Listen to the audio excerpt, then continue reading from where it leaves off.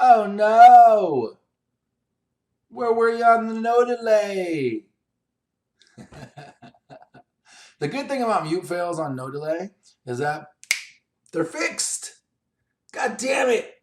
I was talking and talking and talking. It's the first thing in the morning, god damn it. Shit. All right, let's start this all over again. Welcome, guys. Just been sitting here this morning talking to my goddamn self. Saturday study stream, starting off with a bang.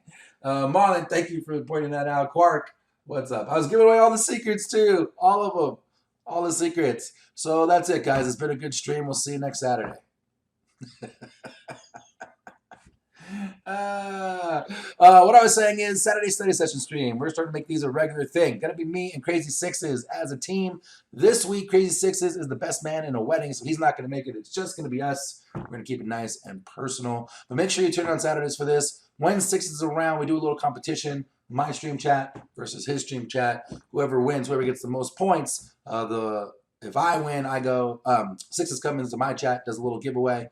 If Sixes wins, I go in his chat, give you a little giveaway. We're trying to work out some other things too. We're trying to figure out a competition here where like we can make some sort of leaderboard for you guys. If you have any ideas, definitely let us know because we're really turning our brains on this one. The hard thing about the leaderboard is it's manual. And so like if this blows up and we have 50 viewers each and we got to keep manual what everyone scored, it's impossible. Right? So thinking about maybe hiring some mods to maybe keep up. And we got some ideas floating around. But if you guys have any ideas, definitely let us know because this is going to be an evolution, a work in progress. And what these are the pokercoaching.com study sessions that we're doing. Pokercoaching.com by Jonathan Little. Exclamation point PC in the chat. You can see it in the banner right below the chat on my screen right now. If you want to sign up, you can sign up for free, which is great. You get, I think it's like 500 quizzes. You get a ton of these quizzes, which for free content, you can't beat that. And then they have premium options as well. That is up to you. But yeah, the free stuff, you can't beat the free content. And it's kind of cool. This is what I was saying when I was on mute. The cool thing is there's little videos that go by and we listen to what they say. And then you have to make a decision, A, B, C, or D. And you get a certain point value for each decision that you make. You can see that we've taken some of these quizzes. Here's some of the points we did before from last week.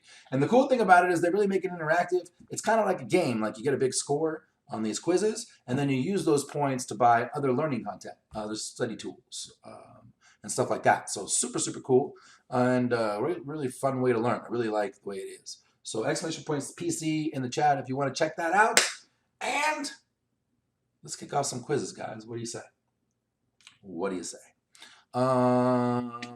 So let's go with, I'm going to fill in these gaps down here. So this looks like it's a 109 100K guarantee, something similar to the warm-up on ACR. Are we all PC members? I don't think so. But if so, even better. Even better.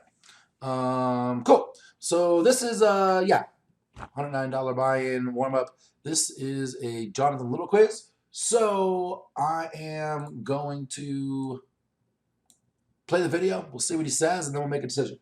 Where'd he go?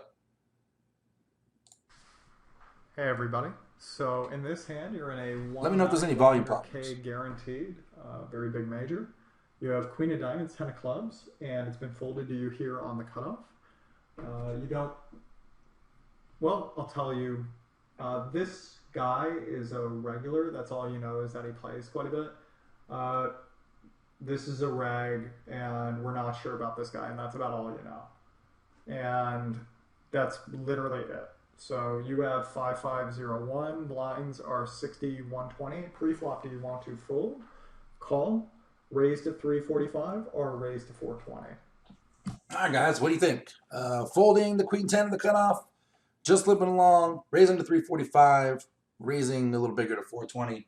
It's funny, myself, generally speaking, I'm a min-raise type of guy, but I could definitely see reasons to go bigger as well. Anybody out there? What do you think? Marlon? What are you doing out there? King of Deuces, what are you doing out there? Who else is out there? 345 says Corn Dog. What's up, buddy? Good to see you, man. Red out there raising 240, but that's not an option, Red. Don't get crazy.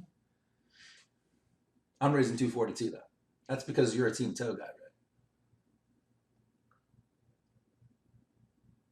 Blaze it 420, he says. Give a couple seconds for some more answers out there. 345 says Red. Yeah, for me, it's going to be 345 because that's closest to 240 for sure. 420 just seems like why? Why are we going so big in position effectively? 345 can't be right, in my opinion. Let's see. 345 it is. 10 points. Now, you have two objectives here, which I think you can accomplish exploitatively. King of Deuces gets 345 as well. We're going to talk a little bit more exploitative poker in today's game, in today's hand. You essentially don't want Bleecker Street to 3-bet, but you don't want Ang 88 to fold. You want to get... Everybody's weakest position now is the big blind. Everybody sees a raise from the big blind. They're like, oh, I know how to win at poker. Play big pots out of position passively with crappy hands. That ought to do it. And they call. And so my goal in life when I play cards is to get to that guy and to get him to put as much money in as possible out of position with as many hands as possible. What is keeping me from that goal is this guy on the button. So you have two ways of getting to this person, okay? Now, I really think either raise to 420 is fine or raise to 345 is fine. The problem is when you make it 420, it's really unlikely. It's a lot less likely the big blind's just going to call with anything. You need him to just go, oh, cool, normal raise, call.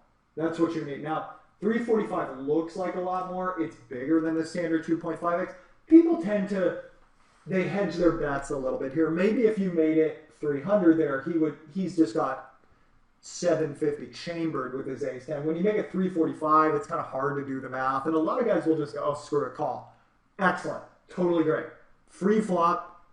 Both of us are going to miss the majority of the time. If it gets heads up, I'm going to pick it up. And if we play a three-way pot, okay, fine. Right? We'll still be making money on the average, just not a ton. So, and call, please don't do it because he'll just ISO. And don't fold. Attack. Okay? So we raise and reg that we don't know anything about calls from the big blind. Excellent. Excellent. Board comes 8 of clubs, 4 of hearts, ace of spades. Gets checked to you. Do you want to check here? Do you want to bet 240 into 750? Do you want to bet 360 into 750? Or do you want to bet 480 into 750? Okay, so the guy playing real red is Assassinato. If you're not familiar with Assassinato, he is a super duper massive, long time crusher extraordinaire. His real name is Alex Fitzgerald. He's got a bunch of books, super duper legit. But as King of Deuces said, he's a big time exploitative type player. So the cool thing about this too is you're going to get a different feel because Jonathan Little plays a lot different than Alex Fitzgerald does, and Matt Affleck, has his own style as well. And so like you get a good piece of all these different ways to do this game. Right? So that's kind of cool. Cool. So we got an ace-high flop. It is Marlon's favorite time. It's c-betting time. So the pot is 750. Are we c-betting? I'm going to take check out of the equation. I'm assuming everyone's c-betting. Maybe not. If you're checking, I think on a board this dry, we always have to c-bet, right? So the question is, in a 750 pot, are we betting 240? Are we betting 360? Or are we betting 480? What do you guys think?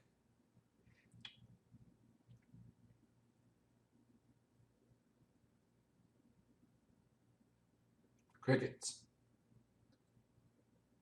Everyone's in deep contemplation. Corn dog going 480. He's going big. Ooh, controversy. World Red and Marlon doing the 240 bet.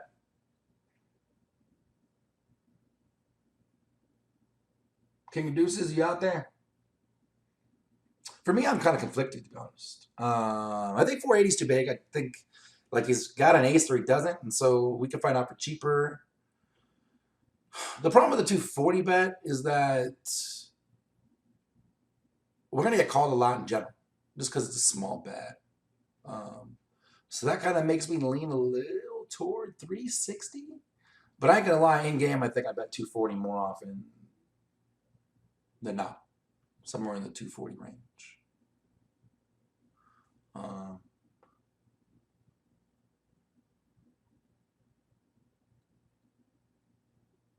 240, check a second best, says King of Deuces. I agree with most of that. I actually think 360 is probably second best. I think checking is one of the worst, right? Like, we have queen high, and if we check here, the big blind could just bet on the turn with 2 napkins, right? Just because we check this board and go bet, and we're in a crappy spot. But I do think 240 is best. I think we all agree for the most part. Let's go 240, see what happens. Bang, 10 points. Let me tell you guys how to do this. Now, here's the thing I probably shouldn't share, but because I have the greatest life ever, just getting to coach you guys, and you guys make that possible. And sure, for a guy with no college degree and all that, it's really nice to have a stable life, and you guys give that to me. So let's just be completely honest. Let's talk about the different bet sizes here. Now, the GTO guys will say you should bet really big on ace-high boards. That's a very balanced bet. It's a really good idea because guess what? When the guy has an ace and you have a really good ace, he's like not folding and you get him for all the tea in China. It's a really balanced bet. Really good bet. And you know what? That's very good at mid to high six. Now, for me, interesting. Mr. Putzing around in the minors, Greyhound bust of Baltimore, poker Port Authority tour. There's a couple things you can do. Greenspade, thank you for the follow. If you miss the board, you just got really small. Because here's the thing: if this guy has nothing, he's usually just gonna fold, right? So let's go ahead and take a look at this. So we're pulling out charts. Comes out, and we have our Queen 10. He's just completely. Can you guys see this? Okay. 40% of the time. So if we bet very small, he is going to. Sorry, I'm trying to get this to. Likely going to be folding enough of the time to justify it. Now, of that no-made hand, what does call? I think if we played around with it, we probably have to get those king 10s, those king jacks, and king queens to call. So it's actually close to like 70%. But if you bet. Hang on one sec. Let me change it up here for 1 second so you guys can see this better.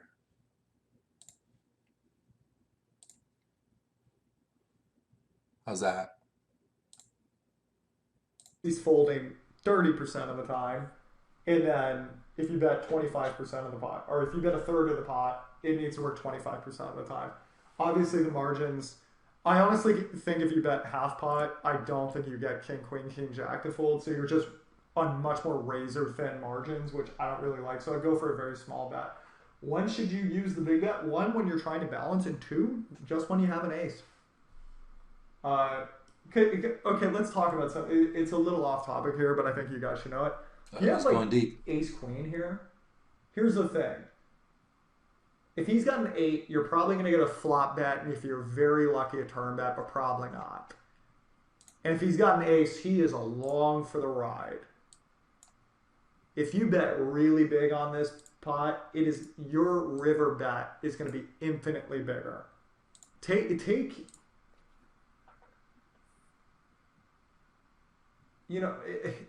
Let's put it this way. Let's say you're betting half pot, and then on the next street you bet half pot, and the next street you bet half pot. You can kind of get an idea for how big your river bet is going to be by multiplying it 4 times, right?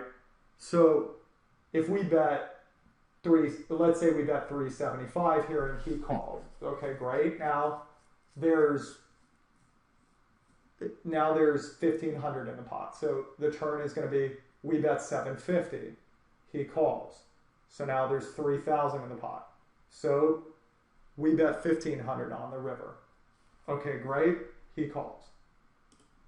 As you can see, 375 times 4 there got us about a river bet. Now imagine instead you started with 600, right? It's not perfect, but as you can see, the river bet's going to be much more substantial. If you just multiplied it by 4, it would be 2,400, and you can actually make the multiplier way higher depending on how much you bet on turn. In river, you can play with it a little bit, but the truth is most guys with an ace just can't fold, especially at low and mid stakes. So a lot of me breaking players at the beginning of tournaments is just catching them with a weaker ace. And the great thing when they call you from the big blind, they have every single ace. Nobody has ever folded an ace in their life. Now, just so you know, when they turn 2 pair, it's going to get expensive. You probably should fold if they just check raise, but sometimes they call and they let you fire really big on the river. Interesting. Now, here with nothing, this is very exploitative, but you can just go with a small bet. Exploitative poker means you can be exploited. Just so you know, okay? You cannot exploit others without being exploitable yourself because you're overreaching at that point. Does anybody know why you can't be exploitive without opening yourself up to being exploited? I kind of find that like an interesting statement. It's interesting with Alex Fitzgerald too. Like he goes deep, you know what I mean? And so like he's a very different player than the most. Very successful. Anybody got a guess?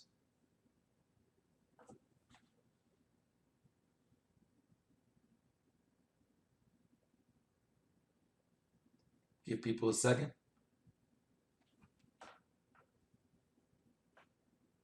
Nothing. Yeah, it's interesting because like if you're playing GTO and you're always doing that, then you can't be exploited, right? You're playing mathematically perfect poker every time. But the second you try to like, you know, you see the matrix and you try to bend the spoon, well, once you deviate from the GTO, well, now they can exploit, you know, your deviation. You know, so it's kind of the double-edged sword there. But it tends to work with, you know, if you're playing poker in Buffalo, you're going to be great, right? Or even Vegas, just lower stakes tournaments, anywhere where it's lower stakes. Anyhow. And Also on interesting, all in generally, Pav at this table. because most people are gambling. Okay, so he calls, and the turn's a jack of clubs. So here, do you want to check? Do you want to bet 4-4-4 into 12-30? Do you want to bet 6-15? Or do you want to bet 8-8-8? All right. Switching this back. Ooh, I actually kind of like this view better. I'll fuck with it for the next couple streams. We'll get it good. All right, so now we have options. Firing again, giving up with a check. Firing 444, another third-ish pot bet. 615 half pot, or 888 bombing it. RCBHS, I think because we are exploiting people's incorrect, unbalanced tendencies. I mean, yeah, that's definitely why we would exploit, right? So if they correctly adjust even slightly, then we'll be exploited. Absolutely. So exactly, like we deviate from GTO, and then our opponents, if they're good, they can exploit that deviation. Exactly, and then it's a battle of the minds. It's a leveling battle. Agreed. I think that's a really good answer, VHS. We're already betting 888. What else do you guys think? Anybody else out there? Fire, fire, fire, says Marley. 888. Holding that second for the follow. We don't die, we multiply. Thank you. RCA, what do you think, bud? You got a bet size? For me, definitely not betting quarter pot again. I'm definitely going bigger, and I'm not much of a half pot guy. I'm actually kind of leading toward 888 myself. How much? I'm gonna pull up a calculator. What percentage of the pot is that? I'm curious. So 888 divided by 1230, 72% of the pot. So no, always betting. Agreed. Can't check. And we bet so small on the flop that they're gonna come along with like the 5-6s and the 5-7s, like the weird draws there, and then like the suited hands that he plays that with, and then random 8s and stuff that we can get to fold. 8-11 is 2/3, yeah. Holden says, here for the first time, looking forward to just learn what's going on. We are using pokercoaching.com's quizzes to get on learn on. Doing these things every Saturday, making competitions out of it. I'm doing them. I'm doing with my partner, Crazy Sixes, who's out this week, but in general, doing them together. Exclamation point PC in the chat, hold them. And you can go to the site and use the link, go to the site, sign up for free quizzes, and check out what they got there too. So doing these every Saturday. There it is. Thank you, Corn Dog. So yeah, I see a couple of 888s. Corn Dog, you got a bet size? Hold them nuts. I don't know if you're just joining. You might be a little too late in this hand to have an opinion. Corn Dog betting 888. I think 888 is the way it's going to be. Let's see what the crowd. Let's see what the Alex says. God, part of me's thinking 615, but let's see what happens. 9 points. Well, I hope you realize that. So 9 points still good, right? 615 was the 10-point answer. He was going to go half pot. 888 just seemed 2/3 seemed kind of meaty, you know. But yeah, 9 points still a great score. Still a great score, and you can see like super close, right? Definitely not a wrong answer. All right, let's check out what he's got to say. A double gutter without me having to show you. You'd be amazed how many times people miss that. So yeah, a 9 will make you a straight, Queen, Jack, 10, 9, 8, and a King will make you straight, 10, Jack, Queen, King, 8. And that's great. And going back to a basic lesson, remember what we saw when the guy calls us, okay? So we had, let's bring this out again. So we fire on this board. And shit, hang on, let me make this easier for you to view. All right. Quick catch up with the chat. Sounds fun. You can always help out. Hold them. Throwing it out to the crowd for answers. That's what this is all about. So welcome, welcome, welcome. Red doesn't have half pot bets. I don't have that many half pot bets either. I would actually probably in real life go somewhere between the 750. You know, somewhere between the two.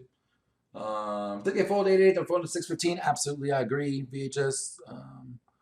That's why I was leaning to the answer to 8-8. Just felt a little hefty. Let's see what he says about the ranges.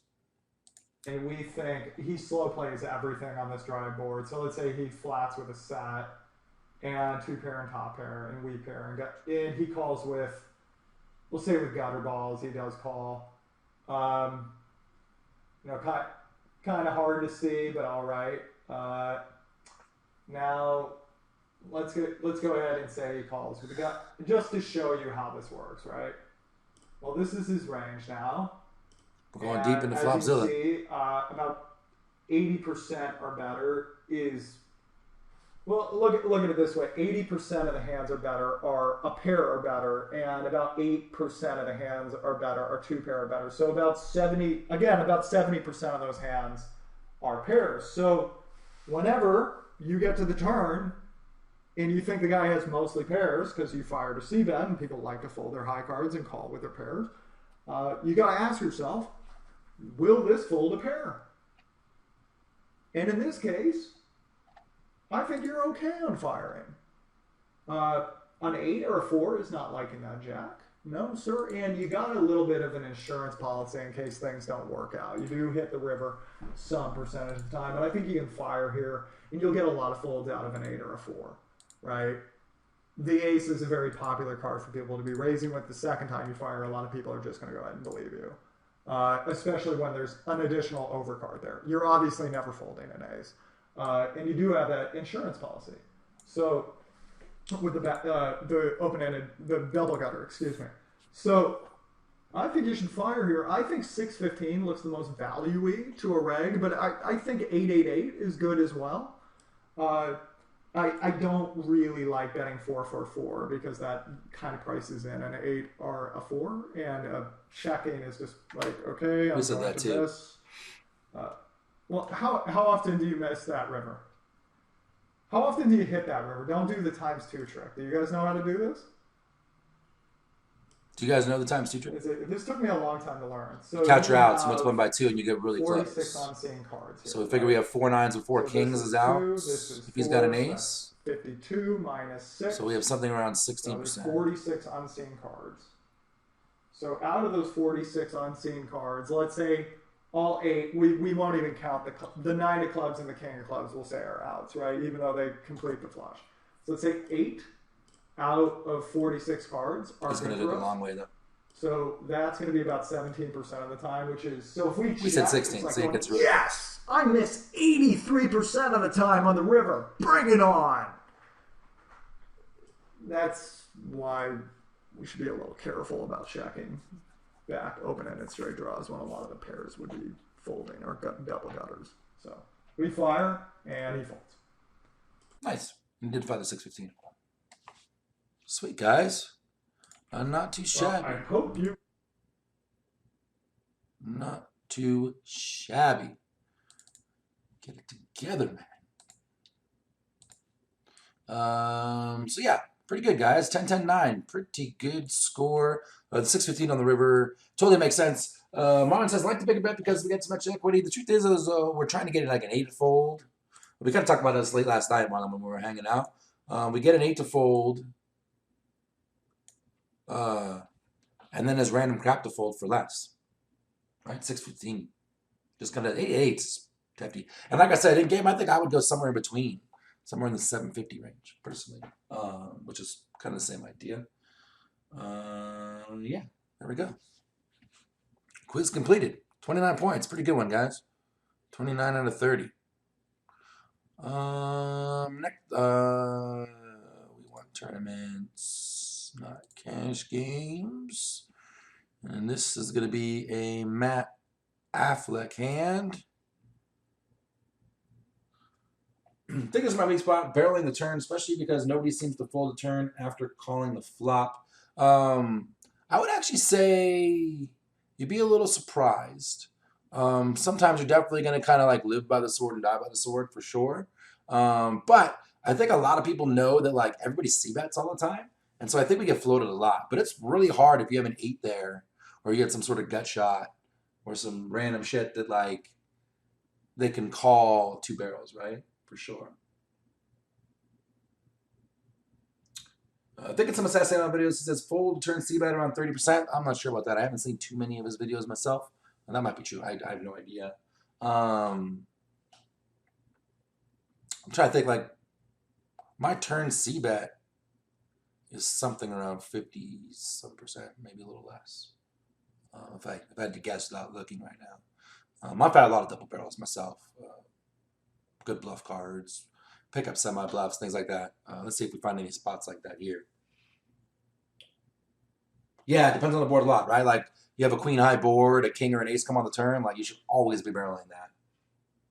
Always. Always be barreling that. Stuff like that. You know, when the flush card comes on the turn, barrel it. Definitely rep it. I'm going to play this video and then run away for 10 seconds and grab a drink. So you guys watch this and we're back.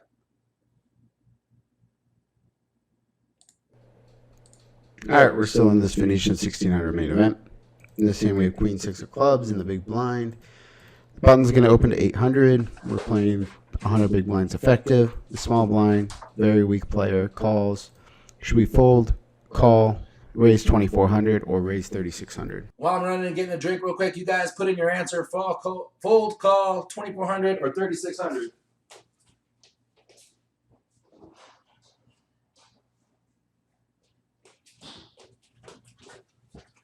Whew. That wasn't so bad, right? What rates this call? We got our first answer out there. What do you think, Marlon? What do you think, VHS? Hold them nuts. What do you think, buddy? Raise 2400, says Marlon. Controversy. Call from Corn Dog. There he is.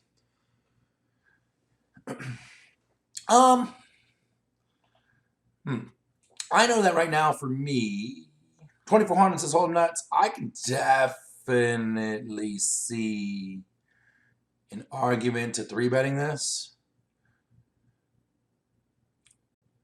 If it just says 2400 but not as usual play, I could definitely see an argument to raising this. For me personally, when I do raise this, especially because I'm out of position, I'm going to go bigger than 2400. I'm going to go closer to 3600 myself if I 3-bet this. I think calling is a very viable option as well for the callers out there. Because we're suited At the same time, with Queen 6 suited, if I 3-bet this, I don't really care about getting 4-bet, right? So this one's a tricky one. My gut is saying 3,600. But it looks like we have 1, 2 callers, 1, 2, 3, 2,400. So that's where we're going to go. Let's see what happens. 2 points. And these Calling was 10 multi-way points. defense spots here, we're pretty much always going to call with any 2 suited cards. Hands to play That's well why. multi-way, especially here. Button versus cutoff. Our queen is probably pretty live. They could have wider ranges, so very easy call. Let's score a 10. Don't really like any of the other options. Folding 0, 2,400, 2, and 3,600. I give a score of 4. We call Queen Jack 3, 2 spades. We're always going to check here. Out of position, especially multi-way. We're just going to be always checking to the razor here. Dealer checks. The only flops you want to ever be leading are like the low cards, like 4, 5, 6, 3, 4, 5. It's the second coach we've heard say that.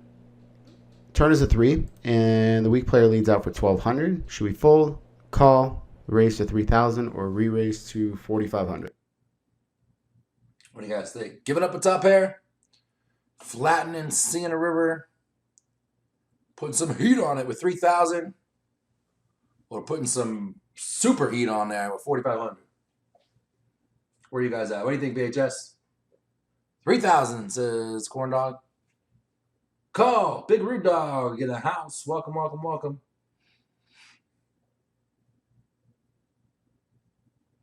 Marlon, you out there? What do you think? Max, 4,500. He says, huh? 4,500 for RCA. Call for check the baller. What's up, buddy? Good to see you, man. Call, you can still have better QX, says Royal Red. Interesting. 1, 2, 3, 4, 5 calls. No, I went too high. 1, 2 calls, 3 calls, a 4,500, and a 3,000. I'm not definitely on team call. I agree. He's got some better Queen X that he would check to the aggressor, and then the aggressor check behind. He also has some threes, you know. So I'm definitely on team call myself. He has a 3, says Boogaloo. He may have a 3. The problem is we don't know if he's got a 3 or not. But we just can't give up now, assuming he only has a 3, right? He's got other shit in his range. Home run says fold. I was on a 1 and done type action, but in this scenario, we just called, right? Let's see. Call. 10 points. We have a very easy call here. Our kicker doesn't play. We're both playing a jack kicker if we have a queen, unless he has king queen. So calling, I gave a score of 10. Can't fold because we have top pair. Re-raised to 3,000, I gave a score of 5, and that's only because this is a very weak player and he's going to get sticky with some flush draws. But I'm concerned he could have a 3 because he probably calls more than the average player in the small blinds. So I think we should just be calling here. Pretty standard. River's a 6. Quick thought, too, before it goes any further. Hold on. One thing, too, is you were saying you're a 1 and done.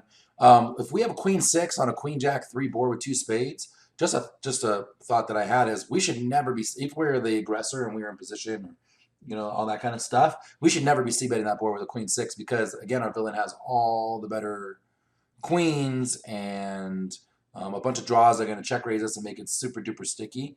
So you were talking about being a 1 and done. I would say that if you have queen 6 on a queen jack 3 board and you're in position and the choice is c-bet or no, you should click check. One, it adds balance to your c-bet ranges because you want to have some queen X hands that you're checking for sure. And 2, then you don't get in a weird spot where you have to like fire 1 and then check and then he just barrels at you because you check the turn when he has a draw and then we're folding top pair, right? That kind of sucks.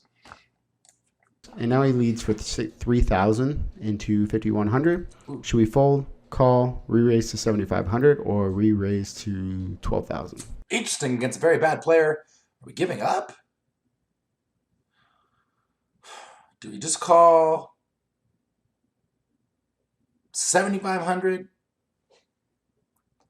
or half the dude stack, 12,000? What do you guys think? RBA just says, guess it depends on player leads with draws. If they are passive, they do not. True.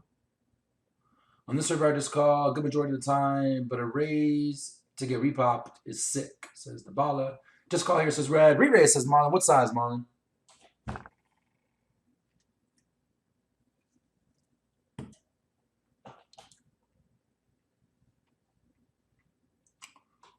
You going 7,500? Corn dog going 7,500. Cyrus in the house. What's up, buddy?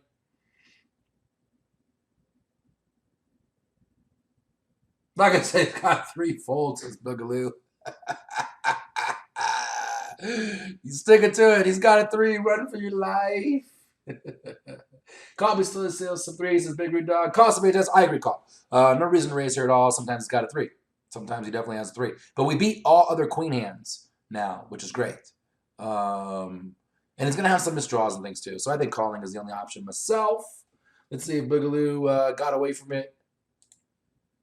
Ooh, call is 6. So this is close between call. Really interesting. So call is 6, raise is 7,500 is 10 points. And I'm going to say he said that because this is a very bad player. And so he thinks the very bad player is going to stack off here with worse queens a lot. I guarantee that's what he's going to say. Very interesting, though. I thought call for sure was the right answer.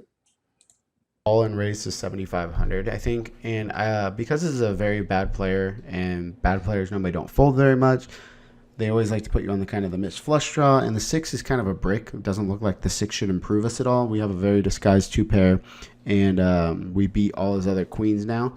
And he could have a 3, but people don't raise aggressively enough for value here. And so I think this should be a raise to 7,500. I gave that a score 10, calling a score 6, and re-raising to 12,000, score 4.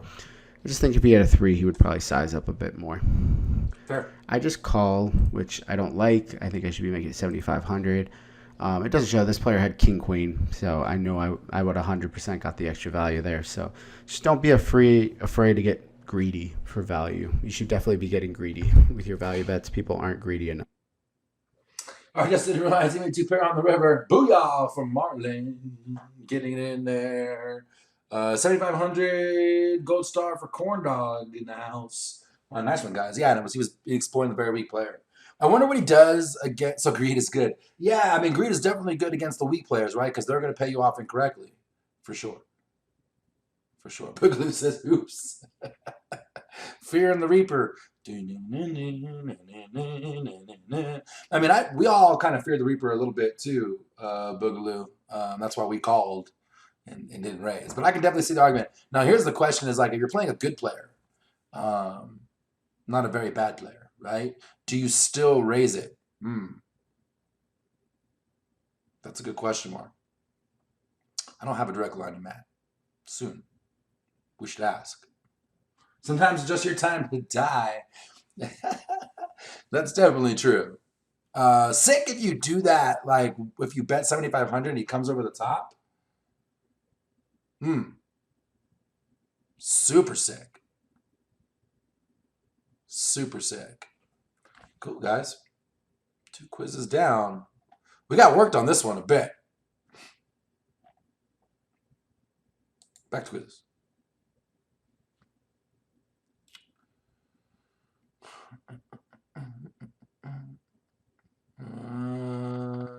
Another Alex Fitzgerald one. 109 warm up.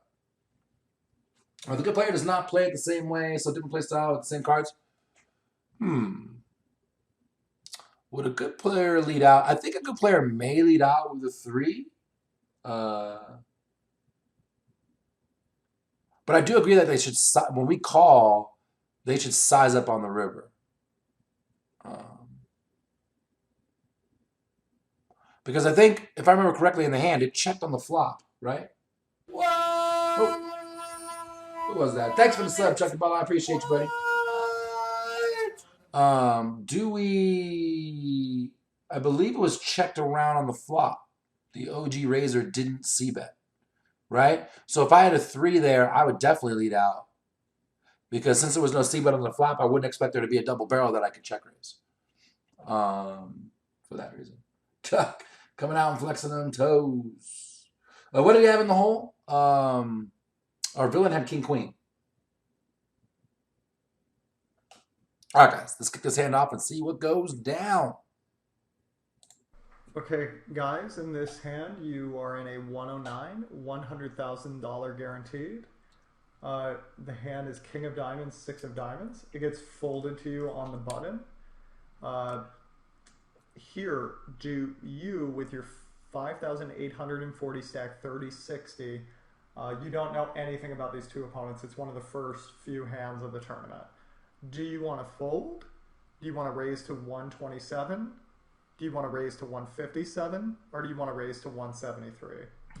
Bang, says Marlon. All right, who's folding the button with King 6 suited? A little more than a min raise, 127. 157 says Cyrus. 57 for Marlon. 57 for Royal Red. Everyone going 57. 27 for Big Rude Dog. Controversy. 73 for Chuck. He's not scared. Corn Dog, you don't take notes? What? HUD or no HUD? That's a different argument. But you should absolutely take notes and color code your villains. Beats in the house. What's up, brother? Absolutely take notes and color code your villains. It's free. It's available to you. It will help you when you fight them again. My goodness, please. Corn Dog, nothing else. Take notes. If you go to the, I'm going to whore myself out here a little bit. If you go to the GodsBigToe YouTube channel, there's a video on like shorthand and note-taking, color coding there.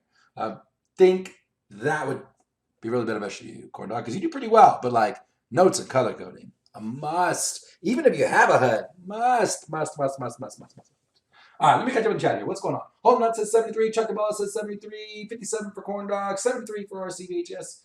Beats at 57. Marlon says, bigger. Don't give them a good price to call.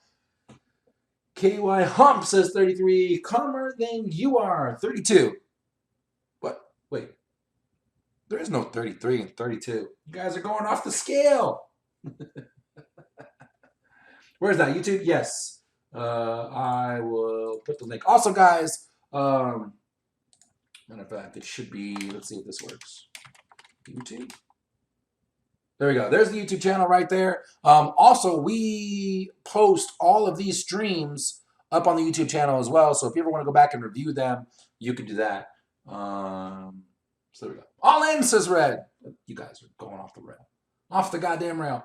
All right, cool. So me, personally, I'm a min-raise guy. But I know what Alex is going to say here. Alex is going to say we are uber-de-duber-de-duber-de-duber-de deep.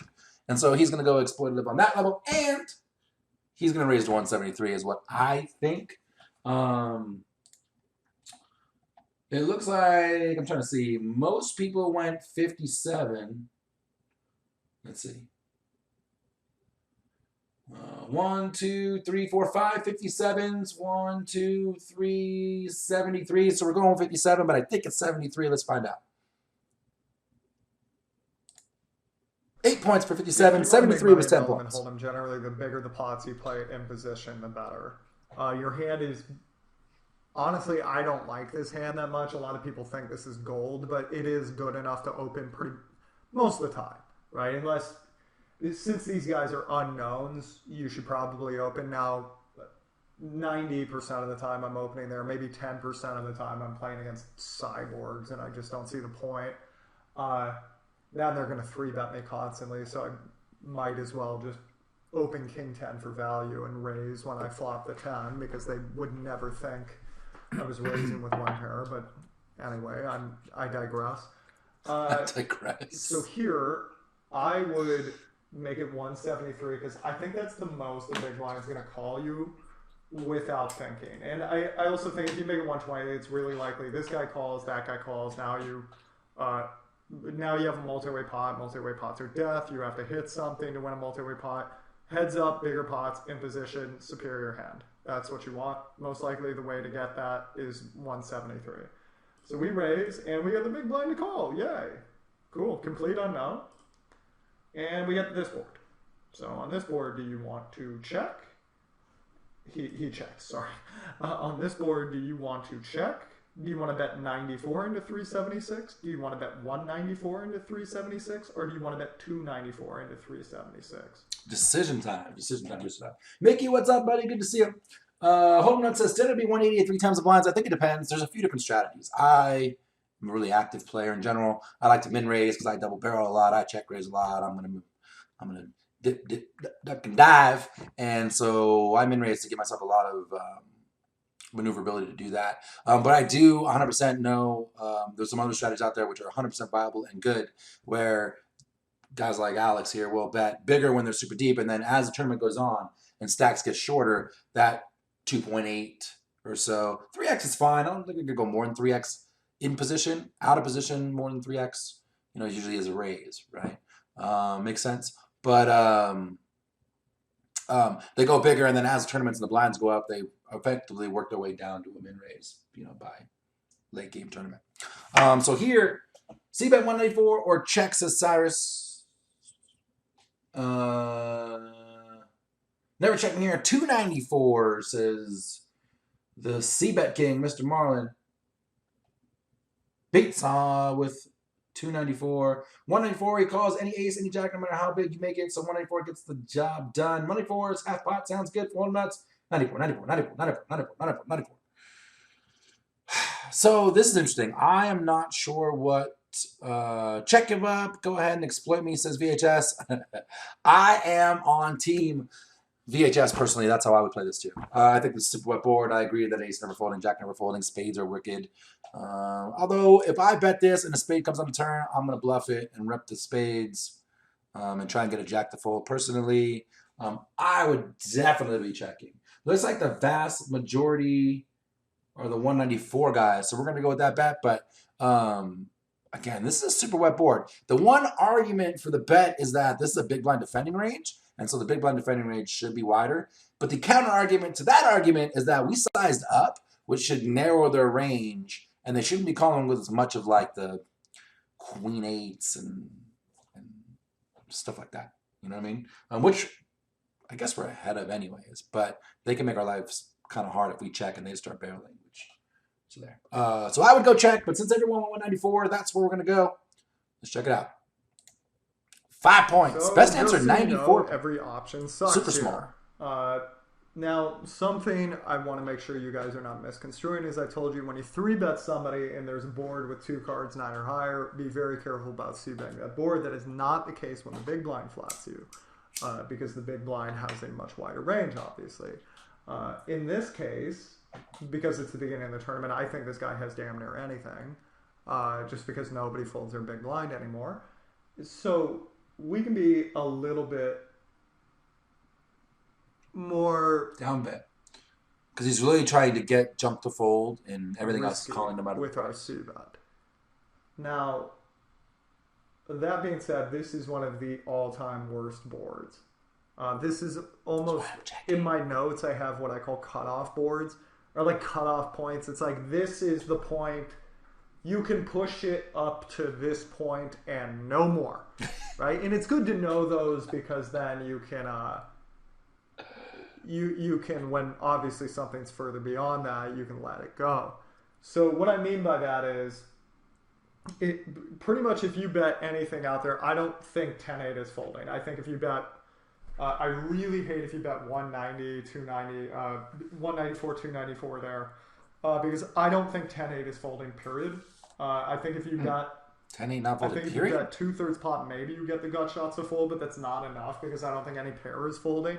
And honestly, I think a lot of gut shots with backdoor draws and whatnot are not folding. And yeah, if you check, that's totally fine.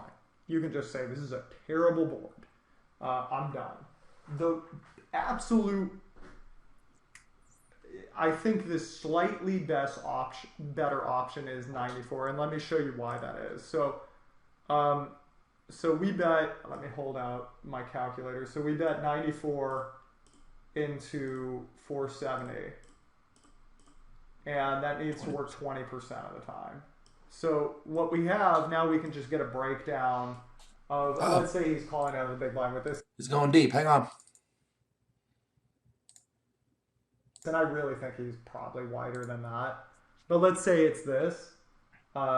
it's these hands. As you can see, if we count every gut shot, every weak pair, that's about 80% of his range. So we're literally expecting him just to fold, like 6-3, 5-3, hands like that. Now, you might say, well, it's a break-even bet at this point, right? Well, no, because most likely he's going to, obviously with a set, 2-pair, top pair, well, a set and 2-pair, about 5% of his hands, we're probably going to hear about it right now. With top pair, though, I think you're just getting a call, in which case he's going to check the turn to you. So with this very small bet, you just bought the river. Now, you might say you have king high. Who cares?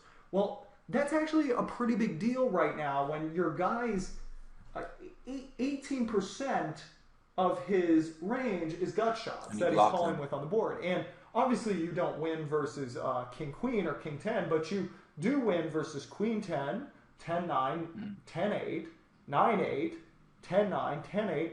And by the way, sometimes people just go meh and they fold with their 10-8.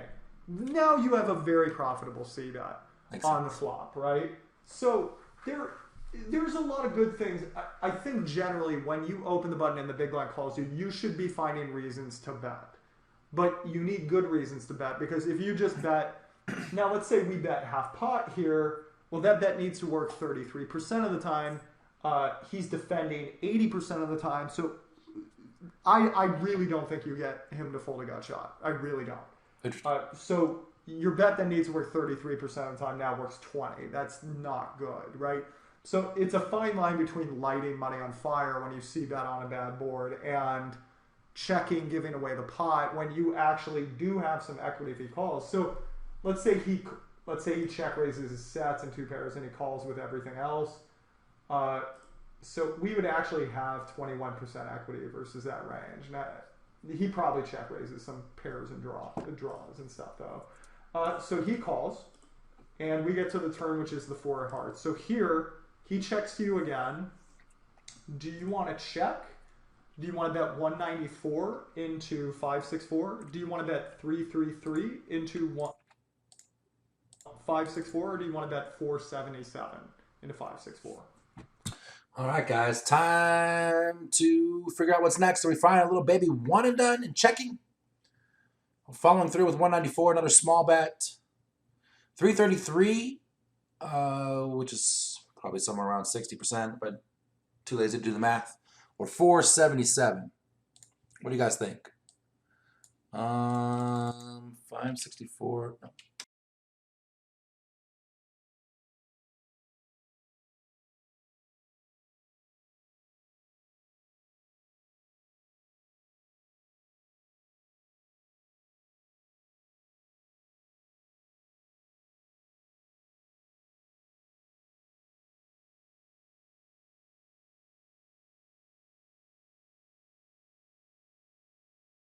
You did. How'd that happen? What the hell? I'm not sure how long I was muted for. Sorry, guys. I hope you guys heard the video. That was weird. Oh, just for a sec. That was weird. I didn't even touch anything. I have hotkeys. So I don't know how that muted. Sorry about that. Martin says 333, 333 for VHS. 333 for Mickey. Okay with bigger too, says Marlon. Cyrus giving up after the baby bet.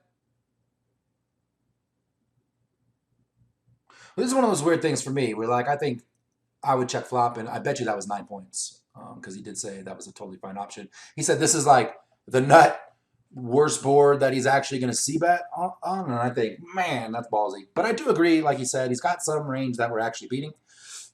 That's going to call the queen 10s and things like that. And then things like that, of that nature. Holding nuts checking. I think if we bet flop, this is one of those weird things. I would have checked the flop. But if we bet the flop, I almost feel like we have to bet the turn to get the gut shots and the jack to fold. So, do I think I need to go 477 for that? I think we could probably get it done for 333. I think I'm on team 333 as played myself. Give a couple of seconds. Should have checked the flop, says One Nuts. I agree. And I think that was a 9-point score. So definitely I would have checked the flop too. We're going to go 333. I see his mouse here and it was messing with my mind. All right, let's see what happens. Oh, 0 points. Check, give up. Wow. That is really surprising. Let's find out. So let's go ahead and look back at that. Hang on. So when he checks to you here, and so I want you to notice these, of his entire flopping range, top pair was about that. Now, when he calls you, really surprised. I'm going to even give you some draws you could bluff out there. So, Marlon, but you see bet too much. When a guy calls you on most boards, the vast majority of his combinations are going to be pairs. We're going to make this very simple. I can make this very complicated, but if you get this next thing, it's like 90% of playing turns, okay? So here's the thing. I want you to notice how much of this is a pair. 27%, 17%, 25%. So it's interesting. Okay, let's do cumulative. You'll notice the guy has a pair or better, and since we got rid of 2 pair and sets, on this board he has a pair or better 70% of the time. That's why I want you to remember this. He has a pair the majority of the time when he calls a c-bet. I gave him gut shots here, every gut shot on earth, and he still had pairs 7 times out of 10 here, okay? Now, when you look at that turn, does that look like a turn that will fold a pair? No. If the answer is no, you should generally not bet. Can you get a jack? The pair jack? Well, he's got a draw or gutter ball something like 30% of the time, right? Why don't I fire? I could bet something like 1/4 pot that only needs to work a fifth of the time. Well, that has an assumption that he's folding those flush draws and gut shots and stuff, and I don't think he's folding to those small bets, or even 1/3 pot. I don't think he's folding that. True. If you want to find where most people piss their money away, it is on turn double barrels that make no sense. Okay? This is a check.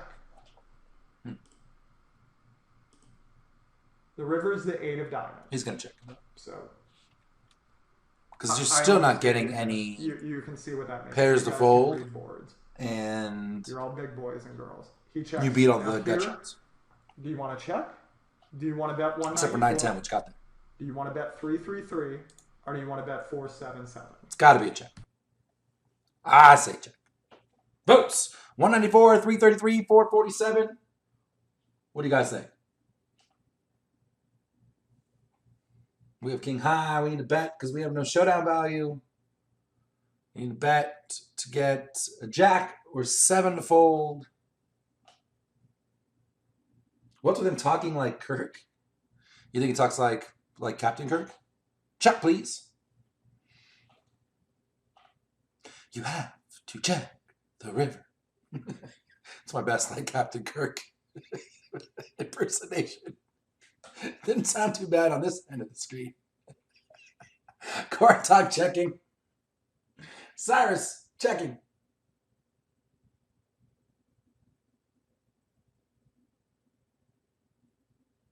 Fine, Marlon checks. God damn it. I see checks out there. Point made. Check, check, check. Every time watch Assassin below. The problem with Assassin, well, not the problem. That's the wrong word. The thing about Assassinato is that he plays a very distinctive style compared to everybody else, right? So his quizzes are going to be different and hard. And he plays this really, like, exploitive, like, you know, and really intricate, really hard game to replicate, in my opinion. Doesn't make it right or wrong. Obviously, like I said, destroyer of destroyers, amazing, talented, and successful player, but very hard to coach and to replicate. How about a jam? I mean, what's the big line? Like, this is a 500 pot. Like, you get jam 5,500 into 500? The fuck? Pot size bet is a bluff or an over bet.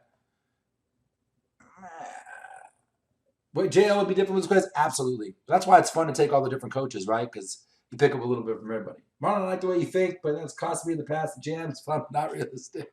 True. True. And I don't think we did a jam. I mean, shit, if we bet 1,500 here, is that any different than a jam? No. You know, and then at least, you know, we're not dead. We're not dead. So mostly checks. Let's see what he says. 10 points. All right, guys, I mostly put together this hand history because if you said these words in your head, I want you to get rid of them as fast as possible. Uh-oh. If you said, I have to bet here because I have no other way of winning the pot, that is, to me, that is not reality on reality's terms. Okay? that might very well be the only way you're going to win the pot, but is the truth going to be that you're going to win the pot? The bet check bet line College Sitzel, thank you for the follow. Called more than any other line because as you can see, the pot is very small now. Okay? The other thing is every missed draw on earth is there, right?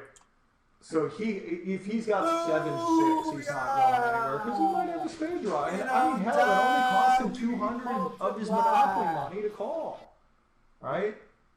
You don't know anything about this guy. That's what I told you. You got moved to this table right away.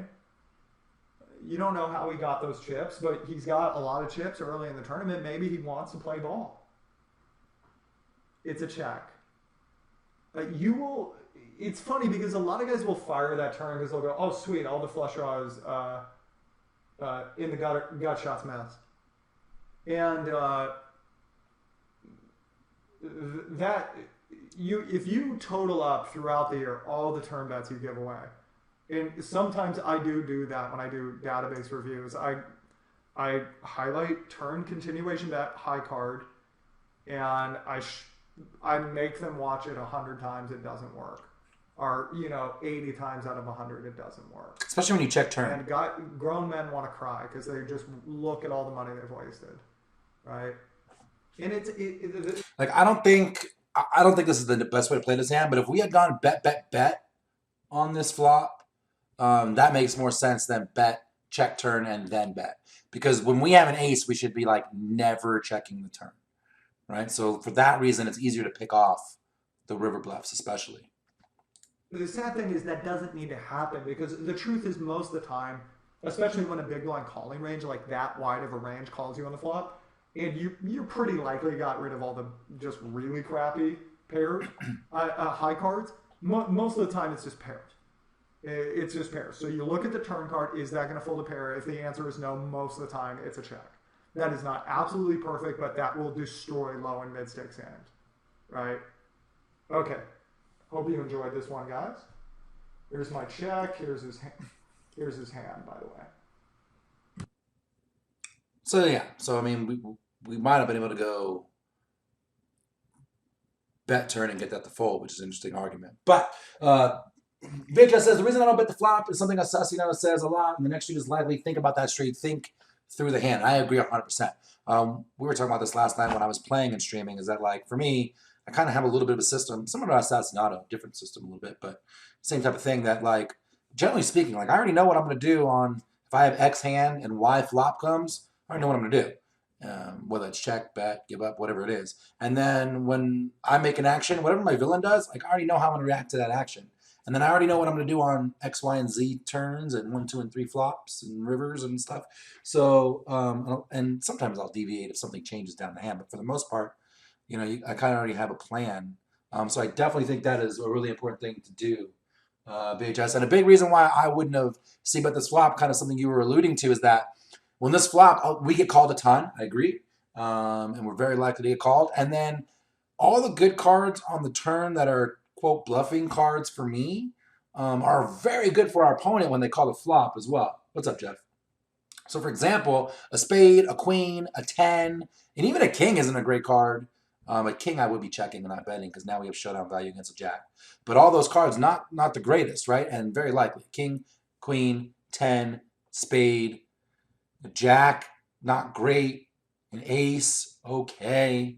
So a lot of what we'd be barreling to sell the story are good cards for our villain.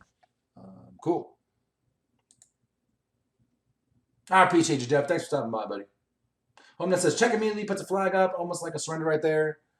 Agreed. And sometimes it's okay to open and then check before it flops. You know, sometimes that's the way it's going to go. Fun one. All right, our first Jonathan Littlehand. These are exciting. I like John Sands. Looks like he's got kings under the gun. This is a $3,000 live WSOP. I think Battle Streets, he folds the jack. Marlon, I think so. And I think that if we bomb turn, he might fold the jack as well. So, like I said, that's why I said if I bet the flop, I'm always betting the turn for that reason. I think I can get that one. Jeff says fold kings. Kings fold. If you watch my stream, this is snap fold. Kings. My nemesis hand. No. Well, yes to the nemesis part, but no to the full part. We're just going to keep playing him hard, and it's going to be what it's going to be. Let's see how Jonathan Little gets himself into a mess here with the pocket kings. Here we have Pocket Kings in a $3,000 buy-in World Series of Poker event, playing 100-200 with 20,000 chip stacks. Should we fold, call, raise to 400, or raise to 550?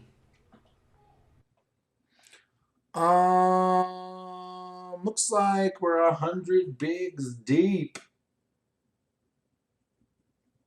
I know in game I'm min raising. I'm always min raising. I know that. Never limping, and obviously folding is out of the question. 550, 550, 550, 550, 550 from everybody. 550, 550, 400 for Marlon. He's a min raiser. I don't blame you. I'd be min raising in game too, but 550 for Big Roo Dog. We're gonna go 550, and I can tell you we're 100 bigs deep. Most people are gonna want to go a little bigger. 100 bigs deep. I get it. So going with the masses, 550. Let's see what happens. 10 points. I tend to make a 2.75 big blind raise when playing deep stacked. We've discussed this plenty of times, but in general, when you min raise, you're just not really making your opponents make a mistake. And I like my opponents to make a mistake when they continue in the pot. So I raise. Lots of people call. Flop comes ace, king, 10. Ooh. And they check to me.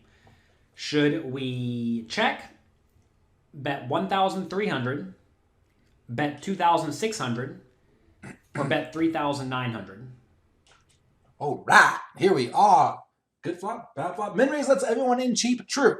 But especially, this might be different because it's a $3,000 buy-in live event. And if I was playing a $3,000 live event, when I play the 1Ks and the 1,500 live events, the bigger live events that I play, I don't min raise live myself. But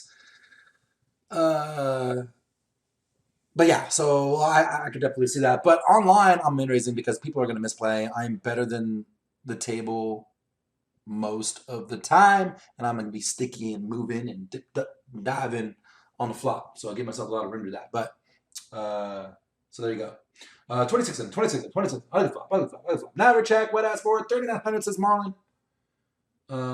Justin, you know it's wrong, but you're not wrong. When you're deep, it's cool to go. We want to build pots. It's good to go bigger. When you are deeper in the tournament, it's good to lower your bet sizes because you don't need to raise as much for it to be as much of an effect on your stack. Machina Show, I don't know if I said hello to you earlier, but what up, buddy? Good to see you again. 2,600, someone has an ace. Booking my tickets to Boca, but shoving 3,900 sounds nice. Machina Show says checking. All right, so in regards to checking never good of things. Bet the nuts. This is pretty damn close to the nuts. And when we bet here, we get called by all ace-X. We get called by all tuper. We get all the pair and draw combos to come. There's 4 other people in this. Someone's calling.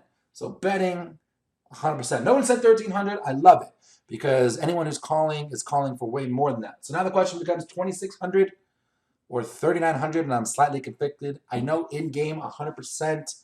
I'm going 2,600. What is Board America? But it's good beats because we only lose to a Queen Jack and aces. And aces with a 3-bet is pre. So we only lose to Queen Jack. We get it value down. Jeff says 2,600. 3,900. I think at 3,900 we could price out like ace-X, even with the draw, like ace-queen, ace-jack. Ace-10 always calling for sure. Ace-king, even though we blocked the hell out of it. There's only one king in the deck. Calling for sure, and then the queen-jack. So I don't like 3,900. I'm going 2,600 too. Let's see what the masses. Let's go with the masses and see what John has to say. 10 points. We definitely need to bet. Slow playing is usually not a great idea unless you just know you can put in a check raise. And the problem with check raising is it looks Jeff. super strong when the pre-flop raise are check raises, unless you're known to check raise all sorts of marginal stuff, which probably is not advisable multi-way. So in this scenario, we're going to bet. The question just is how much. In general, you want to be betting more as the board is more likely to connect with your opponent's ranges, and you want to be betting less when it's less likely to connect with your opponent's ranges. So, how well is Ace-King-10 going to connect with our opponents? Well, it's going to connect pretty great, right? So we need to bet on the larger side. We could go 3,900, but if we do 3,900, I think you're going to find people start to make pretty big folds, and we really don't want that, right? So I like 2,600 a lot. 1,300 is fine, but it definitely leaves money on the table because no one's folding an ace, probably no one's folding a king, probably no one's folding a decent 10. And we also don't want to bet 1,300 because then it lets a random queen or a jack come that could ruin our day. So we should be betting 2,600. I went 1,300 though, and this is definitely a mistake. And big blind calls. So when big blind check calls, they're going to have lots of Ace-X, parent, draw combo. stuff, right? They're going to have lots of, they're going to have an ace a lot, they're going to have a king a lot, they're going to have a 10 a lot. They may even have a hand like queen 9 of clubs, jack 9 of spades, stuff like that. Because they're getting pretty great pot odds. Turn is the 4 of clubs, and the opponent checks. Should we check?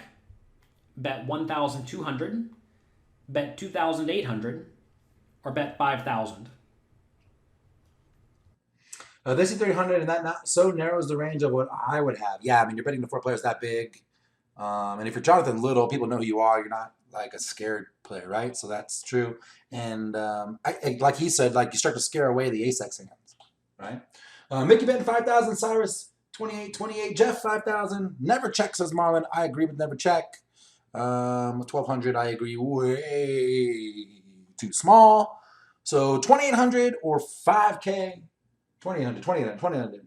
1, 2, 3 2,800s, 4 2,800s, 1, 2 5Ks, 3 5Ks, 4 5Ks, 1, 2, 3. It's even.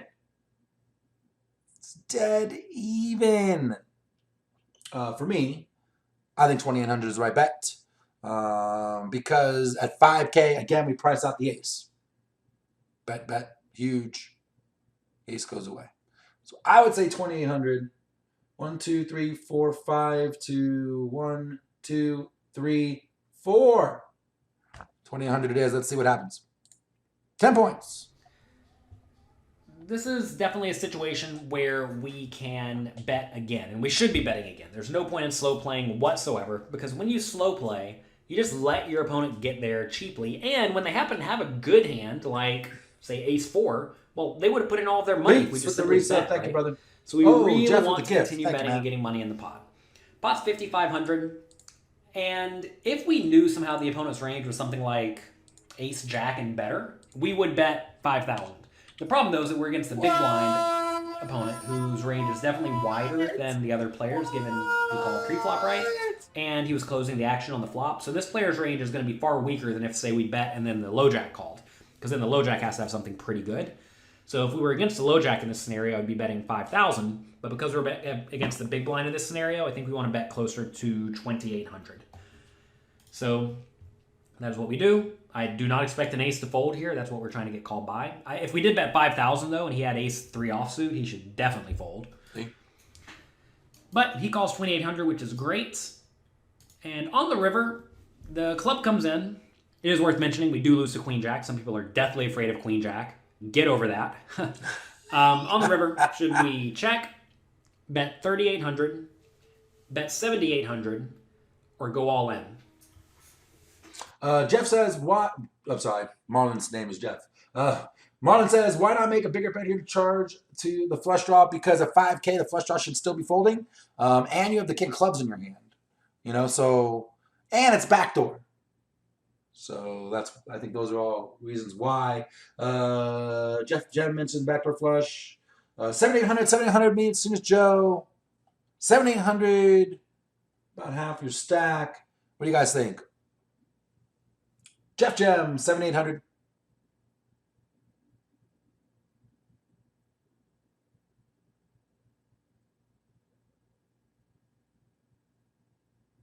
Anybody else out there with an idea? So I agree. Checking on the option. I don't like the spot where we're now still betting but not liking it. Okay, so why not liking it, Marlon? What's changed? Queen Jack still beats us. Flushes backdoor and we block it. 7,800 for Big Rude Dog. I'm fist pumping this spot. Oh, hell yeah. That's what I'm saying. 700. Cyrus going super small. I'm pretty sure that's 7,800. Everybody saying 7,800. I am going all in. The pot is 11,000. We have 15,000 in our stack. And when he checks, Hold'em Nuts coming in with a shove. There it is. I'm with on team shove too because all of his misdraws, his weak aces are not calling the third bet no matter what. All his two pairs are calling. Yeah, so I'm just jamming. I think I'm over jamming myself. 7,800 is half our stack. Like, I don't think I'm ever betting half my stack and not jamming. What is awesome, and if you think about it this way, if we had bet bigger on the flop, which Jonathan liked, even though he didn't do it here, and then we could bet bigger on the turn, this jam on the river is a much easier jam to make. It's more of a stack to pot ratio of 1, which is another reason why that bet was better when we started. Greed is good. Only because I need to intimidate and make him make a mistake? Yeah, absolutely. I'd be okay with the jam, says Mickey. Everyone's saying 7,800. I'm going to go with the all-in just because I want to get the perfect score. No! Given our opponent's range, no should perfect very score. certainly be... So this is interesting. He says 3,800 is the best. And I'm going to tell you why before he even says it. Because this guy called, never started raising, so he's on the weaker part of his range. He's going to target the weaker part of his range with a smaller bet. If we go too big, the ace-x just folds. Which is why he's going to value town Cyrus. Exactly. When we go all in, like now only Queen Jack and 2 pair calls. And you would think 2 pair... Does 2 pair ever 3 bet us? Probably 2 pair bets the flop. Let's see what he says. Ooh, I was so sure about the all-in. Screwed up the score. Should have gone 7,800. Probably would have scored higher. Mostly marginal made. Yeah, we priced out the ace. I think we need to go for a small sizing. It's always nice to be able to put in a big overbet in scenarios like this, but the issue is we just don't have very many bluffs in our range, because remember, we raise and then bet into multiple people on the flop, and we bet the turn, and if we bet again on the river, well, what bluffs could we even have? Especially given the obvious bluffs the backdoor club draws just got there, right?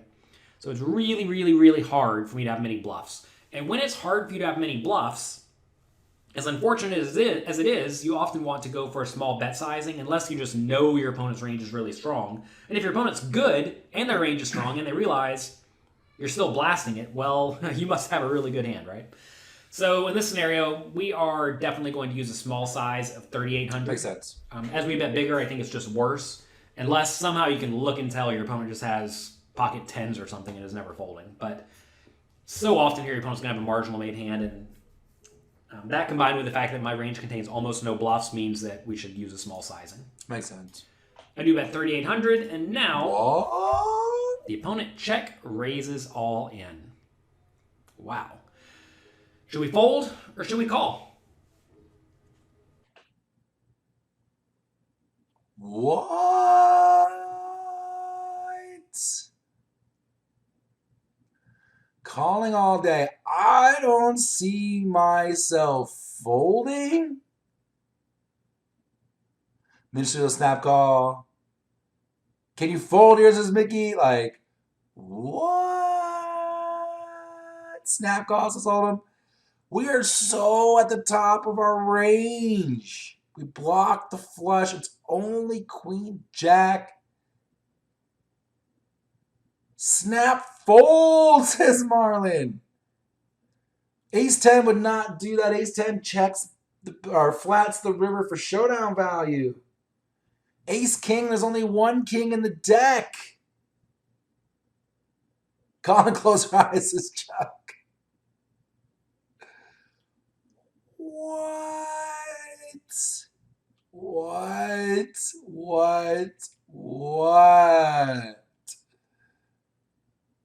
How am I folding? I mean, does this guy take like Queen 10 or Jack 10 and turn it into a bluff? No. All two pairs are calling for showdown value.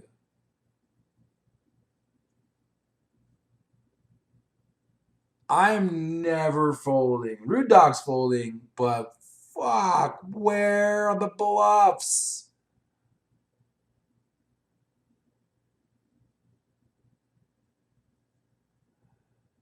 This is gonna make you gotta ride some nuts. It's not gonna call back up. Card go. Sometimes your turn to die. Queen Jack of clubs. I don't know if he's got Queen Jack of clubs, but this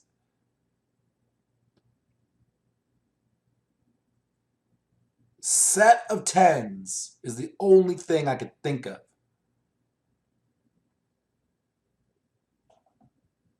All right, we're calling because everyone said call. Wow. 10 points. You all know me, I'm usually a calling station. But when you get check raised on the river, alarm bells should be going off because, well, what's your opponent check raising with? Remember, our range was super nut heavy. Wow.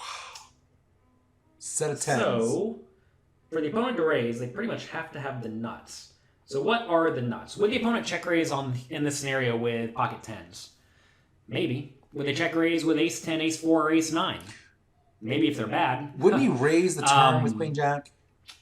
Could they have clubs? Well, our opponent could certainly have Queen X of clubs and Jack X of clubs that check calls flop, check calls turn.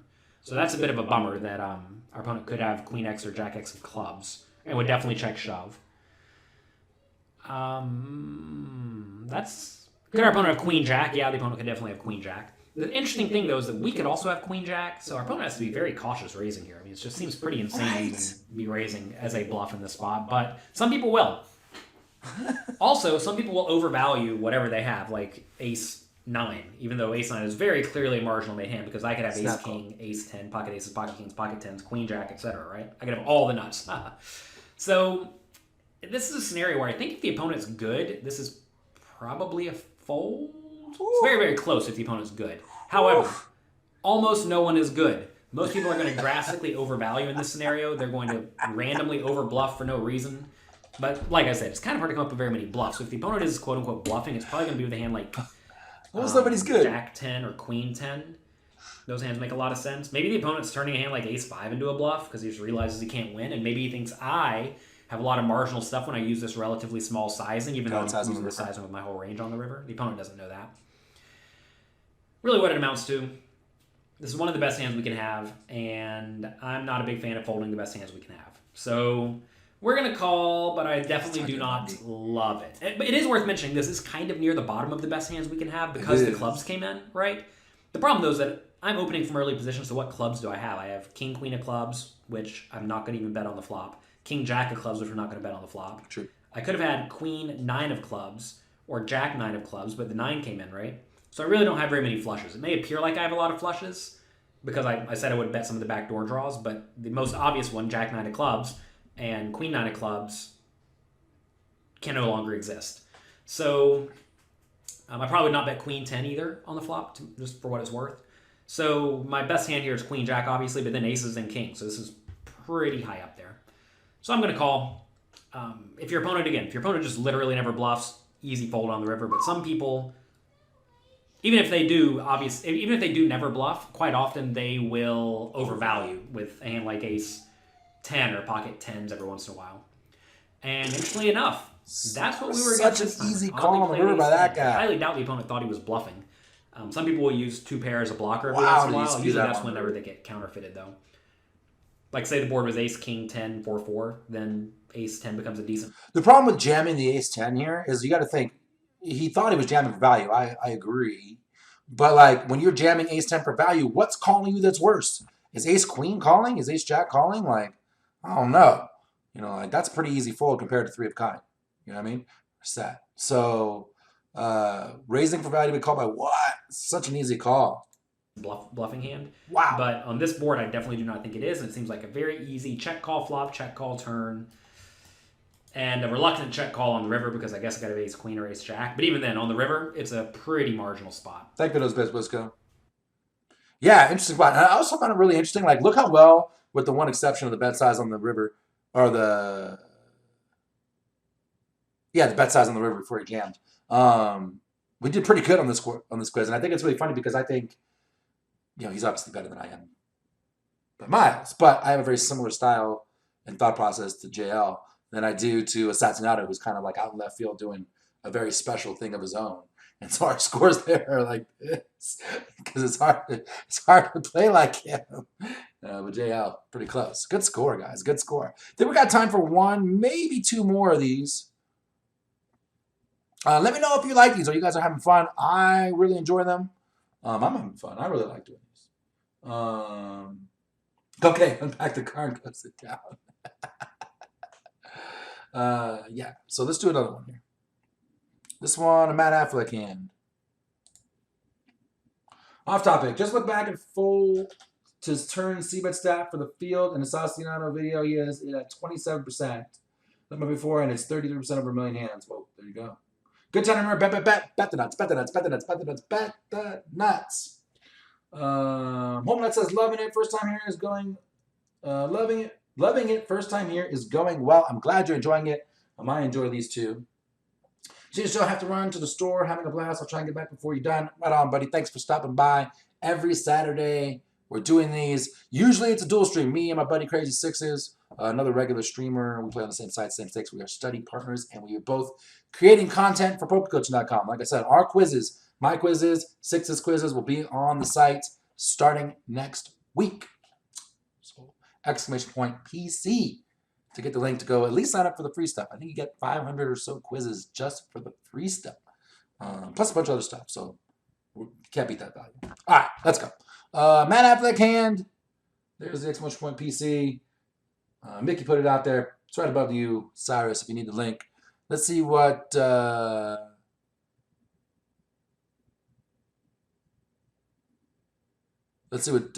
has to say. All right, in this hand, in the Venetian 1600 main event, we have ace queen of clubs in middle position. Easy raise to 700. You can raise to 600, 700, 800. Doesn't make a big difference. It's personal preference. Cutoff That's what we were saying about bet raises before. to 2300. Started the hand with 80 big blinds effective. It's going to fold back to us. Should we fold, call, raise to 6,000, or go all in? Ooh. Are we going crazy? Veja says, enjoying this myself. Like PC as well. Like the interactive style. Hey, thanks for hanging out, man. I love the interactive style myself. I agree. All right, guys, here we go. We raise 700 and get 3-bet by a new young player. We have ace queen of clubs. Are we running for our lives? Clicking the fold button. Mickey's calling. Are we raising it, 4-betting it to 6,000, or YOLO jamming it? It's ace queen. It's suited. She's so pretty. She's so pretty. 80 bigs flat. How deep is the stack? 80 bigs. Ish. 80, 72. Ish. Snap call, says Wisco.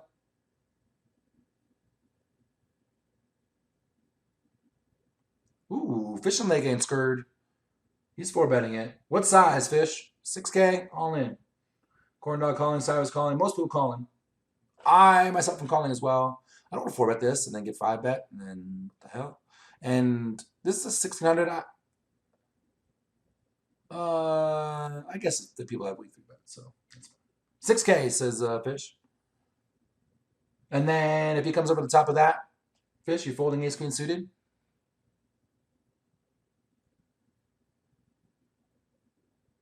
He'll let you know, he says.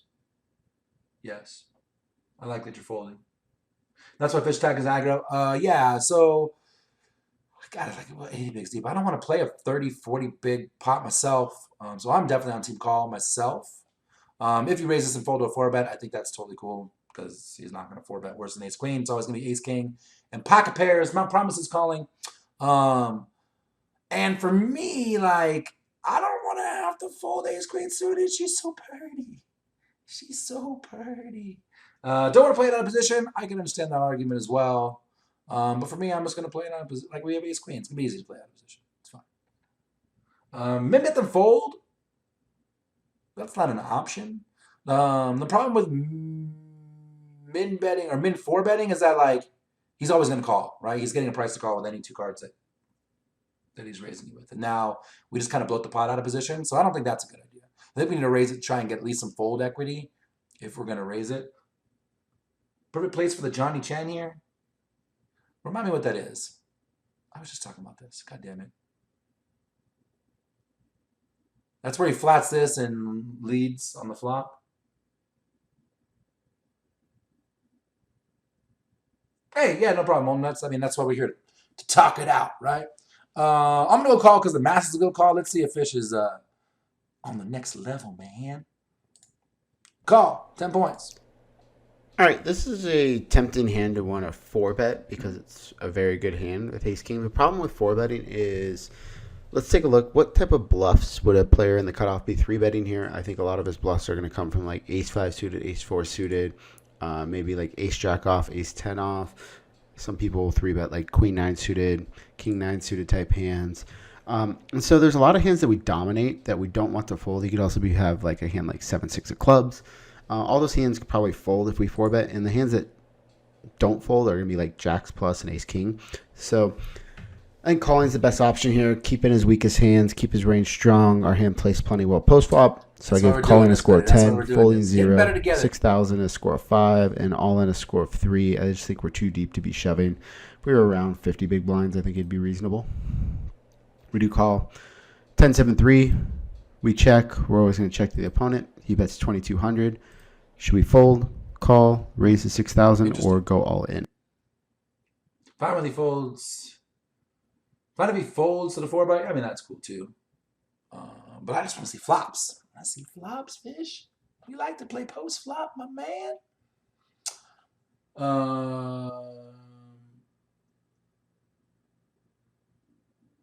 What post what? Richard says, call. What is expected BB with Ace Queen suited? You mean what is the expected win rate with Ace Queen suited in a spot where you're 3-bet? Is that what you're asking, Fish?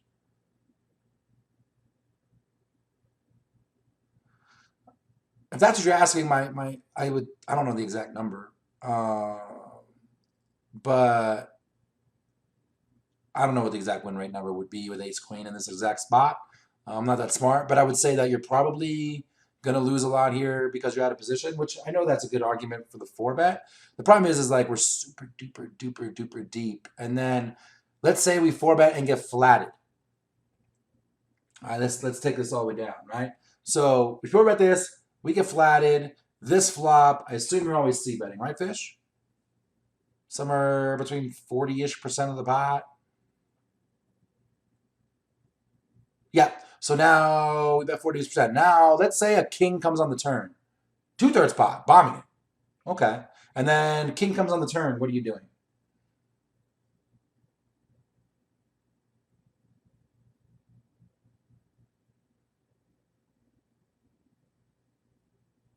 King of hearts on the turn.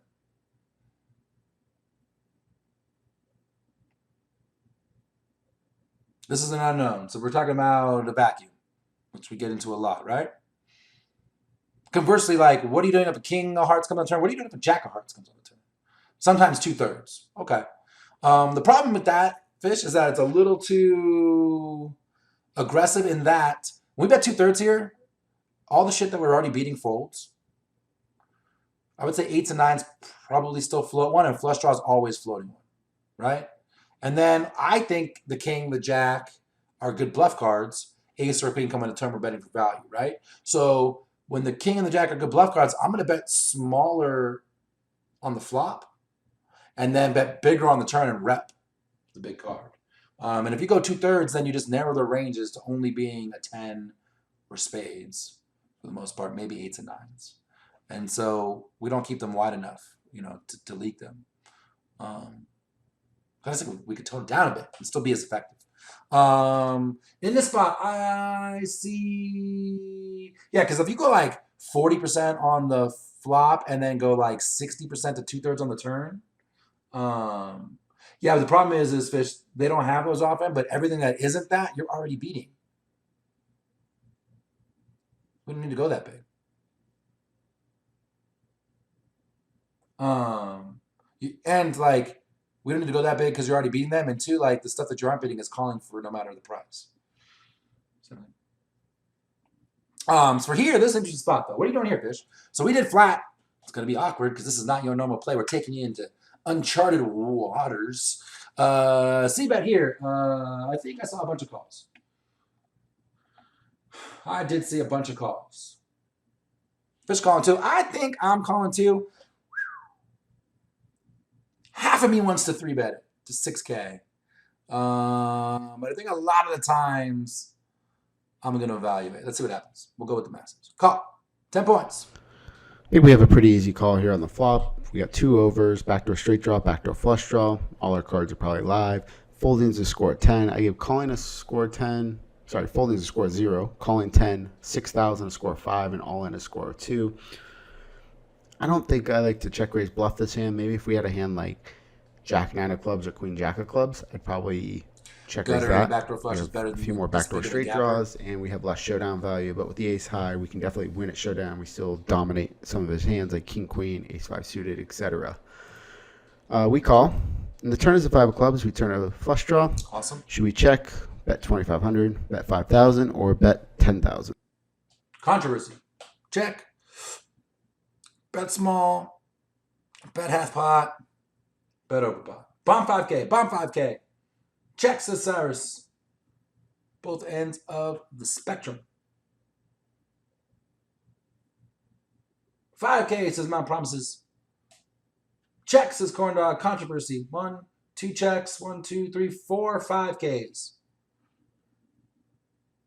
Can't check here, Marlon. Why? We are not the aggressor. We check the flop, called the C-bet. So if you're betting here, you are technically donk leading the turn. So blocker bet, basically. Now, had we taken Fish's line and bet flop, bet raise pre, bet flop, and now this card comes, I agree, bet turn. You aren't going to value if you hit a spade on the river. Sure. 5K is still nuts. Everyone's saying 5K. I am checking. Fish is still donking. I would check here. But all you guys are donking, so we're going to go with the 5K and see what happens. Ready? Again, the problem with the donk lead is I think we get everything that was bullshit, and this is my thought on it. Everything that's bullshit and c-betting the flop because everyone c-bets the flop. We donk lead, they just fold, and we're ahead of all that. And then everything else that's ahead of us is calling.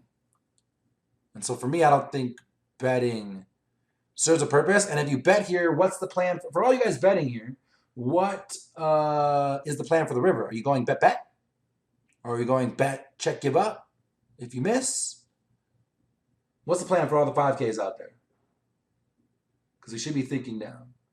Betting all spades, ace, and a queen. I like that, Fish. Bluff, jam river. All right, so as long as you're betting turn, betting river, I think that is a far less of a mistake. If you're betting here and then check folding river, I think that's a huge mistake. Personally, I would check. Master says 5K. Let's see what Matt Affleck has to say. 2 points. Check this 10 points. The 5 is basically a brick, but it did complete bring a backdoor flush draw.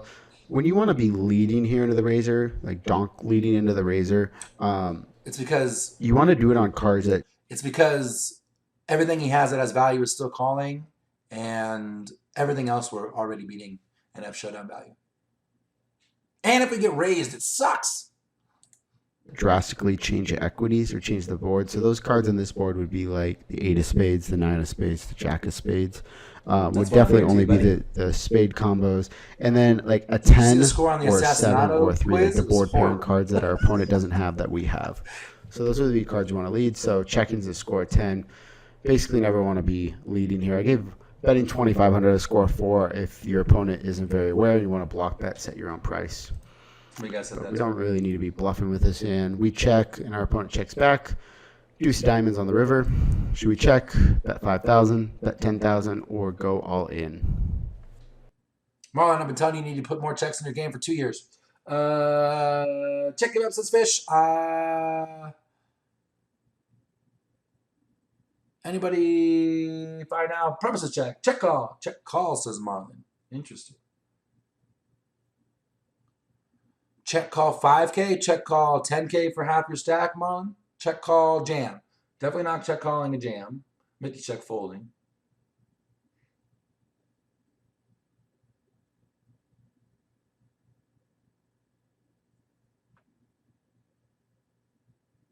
Check folding. Check folding. I agree with the check fold myself.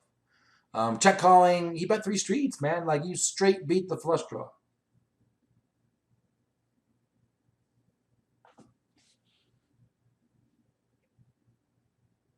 I think Marlon fell out of his chair.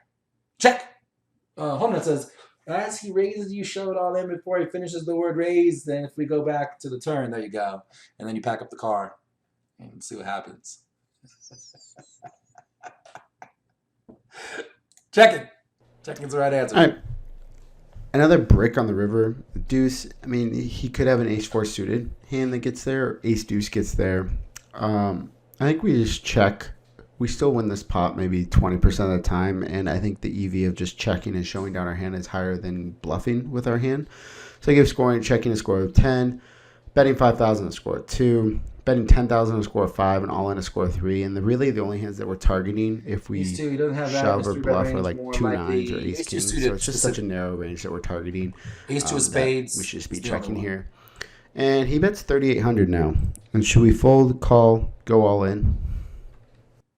We don't need to talk about this. Everyone said check fold. I agree with check fold. He would bet. If it's got the missed flush draw and is a savage, I think he's just a savage. So we're just going to go fold and see what happens because most of you guys already said check fold. 6 points. Calling is 10 points. Wow. I really like a call here. I think as long as our opponent's capable, I give a bluffing, I give that a score of 10, and I gave folding a score of 6. I really just expect him to bet a hand like king 10 or better on the turn for protection, and he can kind of stack off with those hands. So he either has a weird slow play or a very thin value bet, like pocket 9. Fuck, I think I missed information there. He checked back the turn and then bet river? I thought he went bet. If he goes bet, I'm pretty sure. It sounds like he checked back the turn and then bet river, in which case I absolutely like a call. Because the 10x never checks the turn. All of his overpairs never check the turn. It's only 8s and 9s now that beat us. He did the check the turn, so I missed that bit of information. So I do like the call in that scenario. Call if you check the turn, absolutely. I missed that bit. 9s, pocket 8s that he 3-bet, but those, I think most people flat those, and then he could have like a hand like ace 5, ace 3, ace deuce that's going for some thin value. And so he laid us a pretty good price. He's bet like 40% pot. We don't have to be right that often, and sometimes you just have to pay the person off. We don't have to be right that often for this to be a positive call, and I just think we beat too many hands, and I think he's going to just start bluffing with hands like king queen. He could have a hand like king 9 of clubs that checked back, that wanted to see his flush draw. Same with his spade combos. So we call, and he shows 2 jacks. I think him checking the turn is a pretty big mistake, so he let us realize our equity. Jack's a massive mistake. Yeah, pretty happy with how that hand played out. Massive mistake to check back the jacks on the turn. Missed that little bit of information. All right, guys, this super fun. Super fun. Another good steady session of the books. We're 2 for 2. I love it. So, guys, if you haven't hit the follow button, hit the follow button, please. Very easy way to support your favorite streamer. It's free. It's a little heart-shaped icon right about there on your screen. If you have not signed up for pokercoaching.com, !PC in the chat. I'm going to do it right now for you. PC. You can use that link. There is a free option where you get a bunch of these quizzes that you can take on your own, challenge your friends, have a score competition, all that kind of thing. Tinto is talking about having a monthly score competition on these for the free stuff. And there's premium option as well, but at least for free, get the good content. Follow that link, get the good content. 300 biddies from Mickey. Thank you. I appreciate it. Thank you very much. I also always record these. They will be on my YouTube channel as well. ! YouTube in the chat. I'll put that out there for you. YouTube. So you can watch these videos and all the other highlight videos and other shit we got going on there as well. If you guys have any ideas of how we can make this better, if you guys have any ideas of how we can make this an interesting leaderboard option for you guys to win extra prizes based on score, that's something I really, really, really want to do, and I just can't have, or not that I can't, I haven't figured out a good way to tally score that isn't manual. So I'm reaching out to the public to see if you guys can help us come up with any great ideas where we can do that, and then we can give away things like some cash prizes, some subscriptions to the site, that sort of thing. Starting next week, myself and Crazy Sixes both got picked up by pokercoaching.com, and our quizzes will be on there starting next week. So if you're interested in taking our quizzes, that is going to be out there as well. Plus, every Saturday, when Sixes isn't the best man in a wedding, he and I are having dual streams doing this, starting at 10 a.m. Pacific, 1 o'clock Eastern, noon Central. And if I get a bigger score in my stream, he's going to come into my chat and do a giveaway. And if he gets a bigger score on his stream, I'm going to go into his chat and do a giveaway. So we have all these things working and going on. So thank you very, very much for everything, guys. I'm going to throw the host over to some person I was going to send the host over to isn't there. So I guess we're going to go Thirst Lounge. We're going to throw it over to the Thirst Lounge, guys. Until, oh, by the way, also, I will be back on stream myself tomorrow playing Big Sunday. All the good stuff. So tune in tomorrow. Come hang out while we actually play some cards. And that's it. Throwing the host over to the Thirst Lounge, guys. I will see you tomorrow. Peace. Hold 'em nuts. Thanks for coming, brother. Uh-oh. See ya.